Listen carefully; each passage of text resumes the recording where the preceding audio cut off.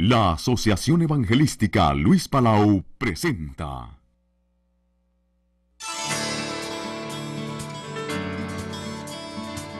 Instituto Bíblico de Superación Ministerial, Dr. Luis Palau. Muchos saludos, mis queridos consiervos en la obra del Señor. Les saluda Luis Palau con el placer de presentarles esta serie de estudios de superación ministerial en un curso de videocassettes especialmente preparado.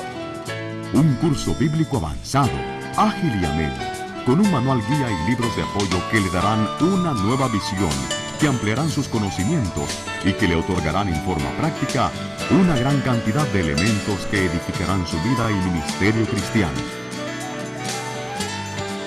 El director de este curso sobre superación ministerial es el doctor Jaime Mirón, mi amigo y colaborador de 30 años. Él me pidió que hablase sobre el tema la integridad en el ministerio. Y entonces, hablándole a pastores en Montevideo, Uruguay, en una cruzada que allí celebramos, grabaron este curso que les voy a dar en este momento. Para mí, hablar a mis consiervos en la obra del Señor, sea en el pastorado, en el liderazgo, en el evangelismo, en lo que sea en la obra del Señor, es fundamental. Así que el curso que les voy a dar ahora se titula La integridad en el liderazgo cristiano.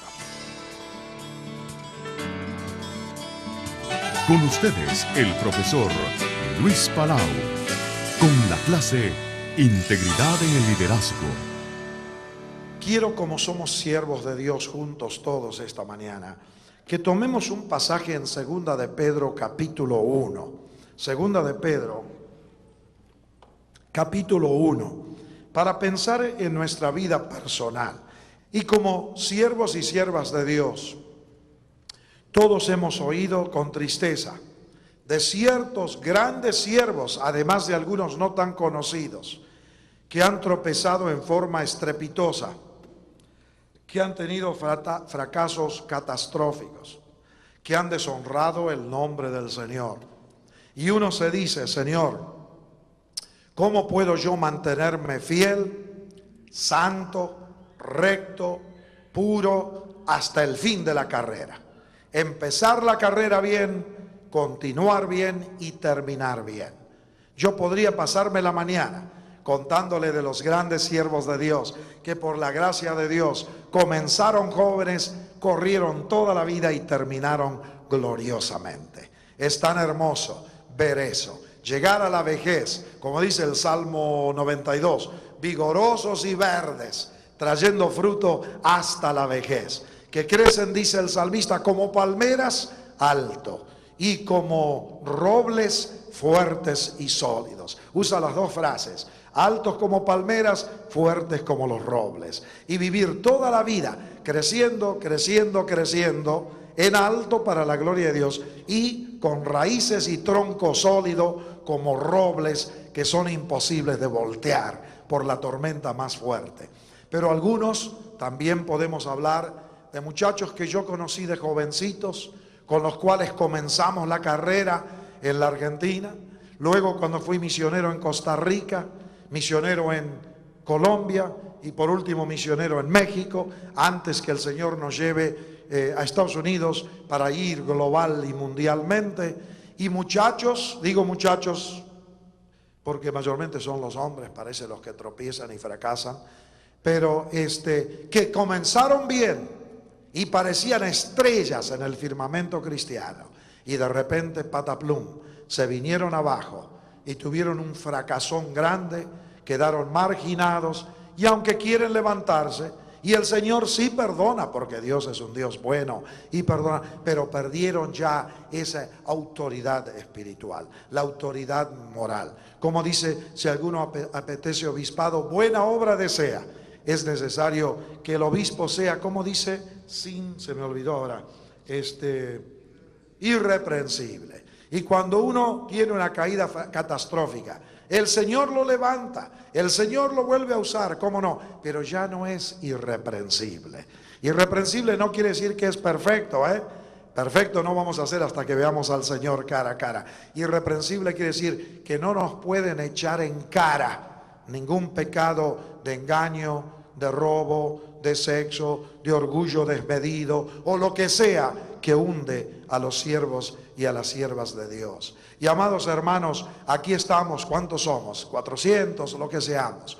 Amamos al Señor, amamos el Evangelio, amamos las almas, amamos la iglesia. Por eso estamos en esto. Sin embargo, si nos descuidamos, podemos traer deshonra al nombre del Señor, vergüenza a la familia, destrozar la congregación, abochornar a nuestra mujer y a nuestros hijos que nos miran con respeto. Y el Señor nos puede cuidar, el Señor nos puede guardar. Y entonces, un día, ya leo el pasaje, un día estaba, no se desesperen, no crean que voy a bla bla bla nomás. Estábamos en un congreso juvenil en Washington. El hermano Leighton Ford, cuñado de Billy Graham, reunió como 5,000 líderes jóvenes, mayormente americanos y canadienses, aunque había gente de otros países. Esa mañana me tocaba a mí el último mensaje. Me dio el privilegio antes de la cena del Señor. Me dijo Leighton Ford, vos da el mensaje final. Me levanto esa mañana, hago mis devociones. No, todavía ni las hice. Estaba el periódico Washington Post a la puerta del hotel. Lo leo y en primera plana, el evangelista Jimmy Tatatá lo agarran con una mujer de la vida en el sur de California. Era la segunda vez que lo pescaban con una prostituta. Y yo digo, ay Señor, me tocó a mí la mañana. Tengo que dar el mensaje y todas las líderes juveniles que estamos entrenando a servir a Dios van a ver el diario antes de que vengan a la reunión y van a decir, pero hermano, se va. Y leo la palabra y dije, Señor, dame pasaje, dame algo. Yo venía pensando en darle 2 Corintios 4, pero le rogué, leo mis devociones que me tocaba ese día en mi lectura y llego a 2 de Pedro capítulo 1. Y sobre todo una frase que resultó poderosa y que se las voy a dejar al final de esta meditación. Ahora, en 2 de Pedro, todavía no cerraron, ¿verdad? No se desanimaron. 2 de Pedro 1, comencemos con el versículo 3. Y lo voy a dividir en 3 partes, hermanos, y creo que ustedes van a estar de acuerdo que es correcto. Primeramente, versículos 3 y 4, yo lo titulé una provisión total. Una provisión total. Dice el pasaje, versículos 5 al 9, una cooperación total. Una cooperación total de parte de nosotros. Y luego la tercera sección, versículos 10 y 11, una garantía total. Y creo que van a ver que no he manipulado el pasaje, que es lo que la palabra nos enseña. Así que una provisión total, una cooperación total y una garantía total de parte de Dios. Leamos la palabra del Señor. Como todas las cosas que pertenecen a la vida y a la piedad, nos han sido dadas por su divino poder, mediante el conocimiento de aquel que nos llamó por su gloria y excelencia, por medio de las cuales nos ha dado preciosas y grandísimas promesas, para que por ellas llegaseis a ser participantes de la naturaleza divina, habiendo huido de la corrupción que hay en el mundo a causa de la concupiscencia. Vosotros también, poniendo toda diligencia para esto mismo, añadida a vuestra fe virtud, a la virtud conocimiento, etc. Nos detenemos ahí, hermanos. Primeramente veamos la primera porción, que quizás es la porción clave esta mañana. Es una provisión total de parte de nuestro Dios. Ahora vayamos, cada palabra vale oro, así que recibámosla como palabra de Dios para nosotros en este día, porque en verdad la palabra de Dios es viva, eficaz, más penetrante que toda espada de 2 filos. Dice así, todas las cosas, noten, todas las cosas que pertenecen a la vida y a la piedad nos han sido dadas por su divino poder. Hermanos queridos, el Señor ha provisto para su pueblo todo, pero todo lo que necesitamos como siervos y siervas de Dios. Todo. La Escritura dice claramente, todo lo que es necesario, Él lo ha provisto. Nadie puede decir que no tiene en Cristo lo que otro hermano tiene. Lo puede decir, pero está equivocado. Lo puede decir, pero está confundido. Lo puede decir, pero está sufriendo lo que no tiene que sufrir. Y si nosotros los predicadores damos la impresión de que algunos hermanitos no tienen lo que nosotros tenemos, estamos contradiciendo la palabra de Dios, estamos engañando al pueblo de Dios. En Colosenses capítulo 2 dice el Señor, en Él, 9 y 10, en Él habita toda la plenitud de la deidad en forma corporal. ¿Se acuerdan? Y luego dice, y vosotros estáis completos en Él. ¿Amén o no? Completos en Él. Hasta los bautistas pueden decir amén. ¿Ah? ¿Hay presbiterianos aquí esta mañana o no hay presbiterianos en Uruguay? ¿Hay metodistas esta mañana? ¿No hay metodistas? Bien, un hombre valiente. Yo siempre le hago broma a los presbiterianos y metodistas porque como son más antiguos, me gusta hacerle una bromita. ¿Cómo está, hermano? No se avergüence. Estuve en Inglaterra, visité donde nació Juan Wesley. Qué lindo, algún día tiene que visitar, hermano. Me inspiró, era un gran siervo de Dios. Bueno, hermano, en Cristo cada cristiano está completo. ¿Dice así la Biblia o no? ¿Seguros, hermanos?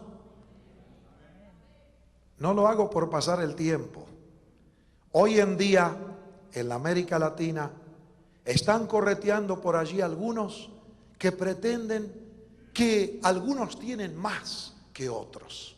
Y en vez de enseñarle al pueblo de Dios que en Cristo tienen todo lo que necesitan para la vida y para la piedad, dan la impresión que algunos no tienen todo en Cristo. Y esto contradice la santa palabra de Dios. Y eso no es juguete.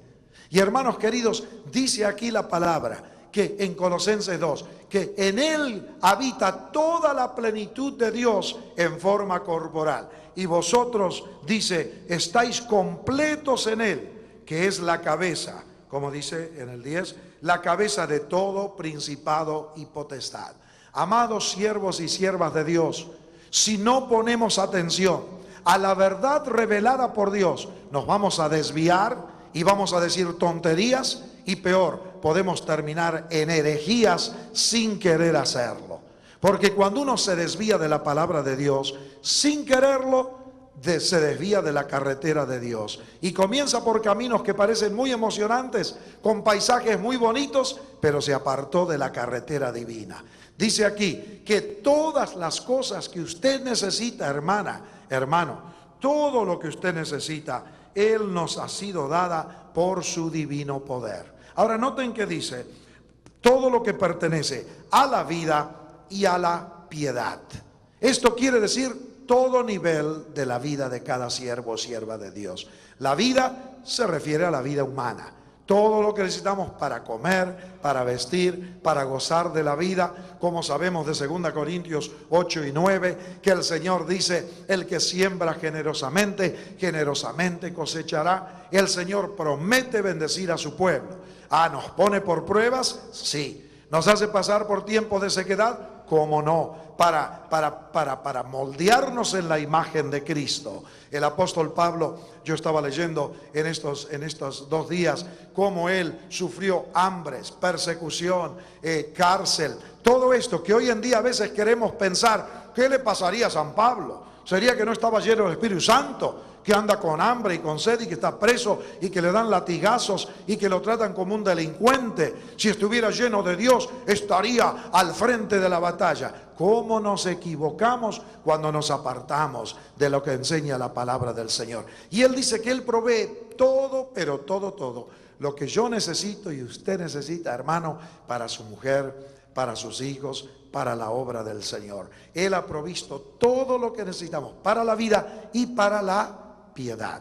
La piedad quiere decir la vida espiritual, para el andar de santidad, para el andar en la plenitud del Espíritu Santo, para tener sabiduría de lo alto, para tener poder de Dios. Todo ha sido provisto por nuestro Dios. Y hermanos queridos, esto nos tiene que alentar a todos. Porque luego dice, ¿cómo es que esto lo recibimos? Dice, lo recibimos por su divino poder, mediante el conocimiento de aquel que nos llamó por su gloria y excelencia. Amados hermanos, todo aquel que está en Cristo está en Él por el poder divino de Dios. Y no hay en el cuerpo de Cristo hermanos superiores de nivel mayor. Algunos pueden ser más conocidos, pero dice el Señor, a nadie llamen Padre, porque uno es vuestro Padre y todos vosotros sois hermanos. Y hermanos queridos, tenemos el riesgo en el siglo XX de que estamos volviendo a la edad media, la edad peor de la iglesia cristiana, si se quiere, en general, en que corremos el riesgo, algunos de nosotros, de querer empezar a levantarnos y darnos títulos que no son bíblicos y querer pretender gobernar al pueblo de Dios reemplazando a nuestro Señor Jesucristo. Y la Biblia dice, no se llamen Padre, porque uno es vuestro Padre. Ahora, entre nosotros no nos llamamos Padre, pero nos damos otros nombres. Y empezamos a querer dominar al pueblo del Señor. Dice que viene de su divino poder. He meditado mucho últimamente en aquel pasaje que dice, si yo fuera siervo de los hombres, no sería siervo de Cristo. Y amados hermanos, ustedes que dirigen la Grey del Señor en el Uruguay, qué responsabilidad, qué privilegio, qué gozo. Pero tenemos que encauzar al pueblo de Dios a que se vean bajo la cabeza que es Jesucristo. Que ellos vean que Él es el Señor. No yo, no usted, ningún hombre es el Señor de la iglesia, solo el Señor Jesucristo. Y amados hermanos uruguayos, yo creo que el Señor quiere, en su poder revelado, Él quiere llenar a su pueblo del poder del Espíritu Santo y de usar a su pueblo para sacudir al Uruguay con el poder de Cristo y el Evangelio del Señor Jesucristo. Pero ya volvemos a eso, me quiero quedar con lo personal. Luego dice, por medio de las cuales, su gloria y excelencia, nos ha dado preciosas y grandísimas promesas, para que por ellas llegamos a ser participantes de la naturaleza divina. Amados hermanos, cuando yo salí de Argentina, que el Señor me llevó, jovencito, bastante jovencito, a estudiar un poco en el exterior, y yo sentía que el Señor estaba abriendo puertas que no sabía cuáles serían, pero el Señor abrió puertas preciosas. Yo hasta ese momento tenía la seguridad del perdón de los pecados, sin la menor duda. Y tenía la seguridad de que me iba al cielo al morir. Ni por un momento he titubeado en esa enseñanza, pero lo que me faltaba era entender cómo se vive la vida día tras día, semana tras semana, mes tras mes, año tras año, década tras década, 40, 50, 60 años. ¿Cómo se vive la vida en Cristo? Gozosamente, santamente, poderosamente, con una libertad que es interior. Y yo me acuerdo que leía algunos libros que algún misionero me prestaba, o a veces iba a la librería evangélica y me leía un capítulo rápido porque no tenía dinero para comprar, y los pobres, estoy seguro que los libreros me querrían correr, pero siempre le digo a los libreros, no corran a los muchachos que leen libros gratis en la librería, porque cuando crezcan capaz que escriben libros y ustedes salen ganando dinero. Y así salió con lo mío, he escrito como 40, así que los libreros se beneficiaron de dejarme leer gratis cuando era pobre y jovencito. Pero yo me leía todos los libros sobre la vida victoriosa, la vida de triunfo, y no me entraba. Hasta que cuando fui a Estados Unidos, me llevó un pastor que ahora está con Cristo.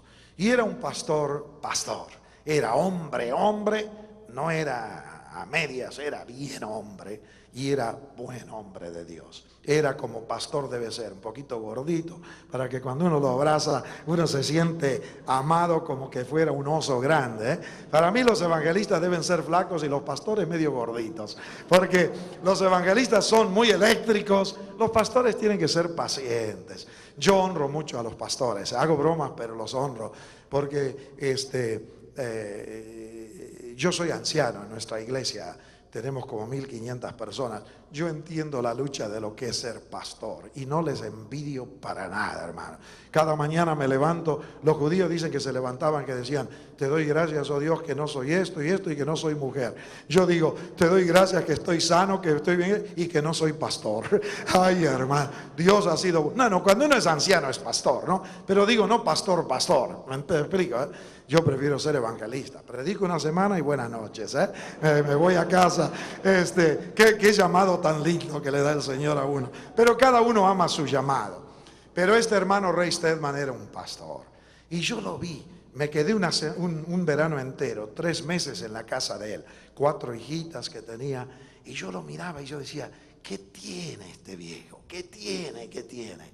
Había una paz, una alegría, una libertad. Decía bromas que en Argentina los predicadores no contaban bromas en aquel tiempo, era pesado el asunto, ¿no? Él contaba bromas, era un hombrazo y era un gran siervo de Dios. Y luego fui a estudiar ese año de graduado, qué sé yo, y viene un predicador inglés y empieza a hablar acerca de Moisés y la zarza ardiente. Era un inglés que se llamaba Ian Thomas. Y empieza a hablar este señor de que Moisés se creyó que él iba a triunfar y que iba a guiar al pueblo de Israel, sí, porque Dios le había revelado que él iba a ser el líder, así dice el libro de los Hechos. Pero los israelitas no sabían, y él creyó, como creemos muchos de nosotros cuando éramos jóvenes, sobre todo, se supone que uno aprende algo a través de los años. Él creía que por sus conexiones, como el hijo adoptivo de la hija del faraón, su educación en los más altos niveles de Egipto, y seguramente el dinero, su fuerza política, su fuerza militar, que él iba a liberar al pueblo de Israel solo. Y entonces, ya sabemos la historia, sale, saca, lo mata al egipcio, lo entierra. Al día siguiente 2 judíos están peleando, le dice, no se peleen, dice, que me vas a matar a mí también.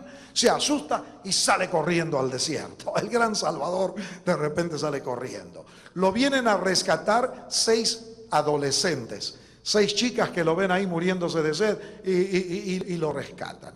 Y luego 40 años se la pasa en el desierto, olvidado, desconocido, asustado, perseguido, viviendo una vida seca. Y después aparece el Señor. Y los últimos 40 años de su vida, ánimo viejitos, los últimos 40 años de su vida, el Señor lo hace fructífero. Pero las 2 terceras partes primeras de su vida, Moisés francamente no fue a ningún lugar. Y Ian Thomas dijo, los primeros 40 años de su vida, Moisés creyó que él era un gran Señor. Los segundos 40 años de su vida, se creyó que era nada. Y los últimos 40 años de su vida, él reconoció que Dios lo era todo en y a través de Moisés. Y él dijo esa mañana, yo estaba en la capilla del seminario escuchando, aburrido, porque yo estaba en el desierto, seco, sin agua, algo me faltaba. Y viene este señor y en 22 minutos y dice, lo que Dios le estaba diciendo a Moisés es esto: Moisés, tú te creías que eras un gran Señor por tu educación, por tus conexiones, por tu personalidad, por tu poder político y económico y educativo, pero no eras nada. Ahora te crees que no eres nada y es cierto, en ti mismo no eres nada. Pero él dijo, cuando estaba el arbusto, la zarza ardiendo que no se quemaba, Dios le estaba diciendo a Moisés, Moisés, una zarza cualquiera sirve para Dios, con tal que Dios esté en la zarza. Y a mí eso como una iluminación. Y luego usó Gálatas 2:20. Con Cristo estoy juntamente crucificado. Ya no vivo yo, mas vive Cristo en mí. Y lo que ahora vivo en la carne, lo vivo en la fe del Hijo de Dios, quien me amó y se entregó a sí mismo por mí. Y para mí fue como una iluminación instantánea. Una zarza cualquiera vale para Dios, con tal que Dios esté en la zarza. Y amados hermanos, noten lo que dice aquí. Dice, para que llegásemos a ser, por medio de sus preciosas y grandísimas promesas, participantes de la naturaleza que divina. Amados hermanos, este es el corazón, yo creo, de todo lo que enseña la palabra de Dios. Hay 1000 cosas preciosas, pero este es el corazón de todo el evangelio. El fundamento del evangelio es la cruz, la sangre y la resurrección de Jesucristo, junto con la ascensión de Jesús. Pero el corazón del evangelio, una vez que está arreglado el asunto del pecado, de la culpa, del perdón, de la justificación ante los ojos de Dios, es esto: Cristo en vosotros, la esperanza de gloria. Con Cristo estoy crucificado, ya no vivo yo, mas vive Cristo en mí. Y luego dice el Señor Jesús en Juan 17, Padre, tú en mí y yo en ellos, para que sean consumadamente una cosa. Hermanos jóvenes y hermanos mayores, esta no es una novedad que pasa, es la verdad más fundamental de la vida cristiana.